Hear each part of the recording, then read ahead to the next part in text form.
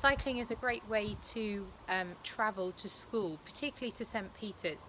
We are very fortunate in Exeter to have many designated cycle routes and shared pedestrian and cycle paths. Now, I know that many of you have done bike ability in your primary school, and year 7s have done that at St. Peter's. And also many of you enjoy cycling with your friends and family. So why not travel to school on your bike?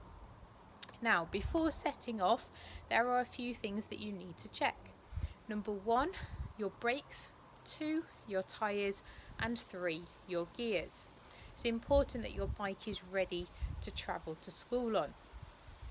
You also need to have a bit of a checklist in terms of equipment. Do you have a helmet? Okay, does it fit properly, and is it on your head? It's no use if it's dangling on your handlebars. Do you have a bike lock so that when you get to school you can secure your bike safely? Do you have some lights? Particularly if you're staying to extracurricular clubs, you'll need those to be travelling home. And fourthly, do you have a bell on your bike? Okay, this is great for indicating to pedestrians, particularly who you are sharing a path with, that you are coming up behind them. And then the final thing in preparation for cycling is, are you dressed appropriately? Are you visible? Our St. Peter's School uniform is navy, so dark in colour, and it's not always easy to see. Also, if your school uniform is a barrier to you cycling to school, maybe because you've got a skirt to wear, then all you need to do is wear something appropriate and make sure that you are changed into your school uniform correctly before tutor time.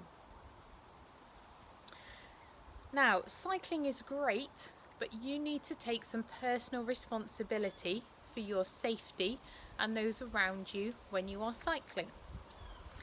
Please wait for the green man at a crossing.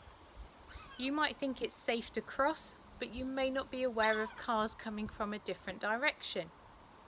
Stop and look at junctions, and be aware of those that are also using a path, particularly where it's a blue sign shared pedestrian and cycle route. Now, here is a possible route for you to try into school from where you live. Now, you might think, this is a long way round, but you cover the distance much quicker when you are travelling on a flat cycle route with less junctions. And also, one thing to remember is, if you cycled uphill on the way to school, that means you get a nice downhill on the way home. So get a group of friends together and go out for a ride and check out your cycle route to school.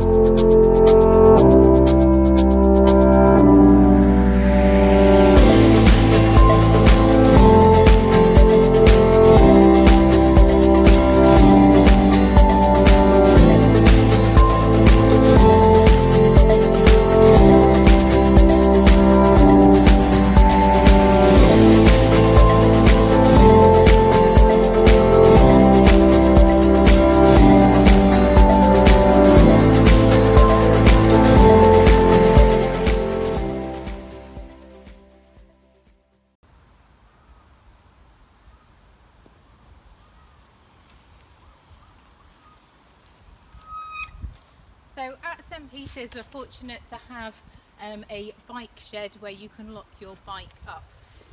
As you can see, the sign says all items are left entirely at the owner's risk. During the day the bike shed is locked and you can access the key from main reception if you need to leave for any reason. The main office also have a few essential repair items, so there is a pump and there are some bike tools in case you need to adjust anything once you've got to school. Now, coming into the bike shed, it's important that we lock our bike securely.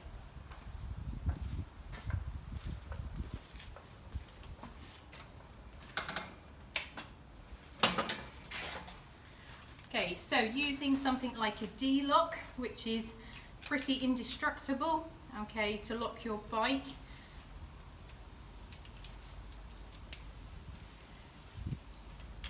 Making sure that it goes through the post, the wheel and through the frame so that you can then lock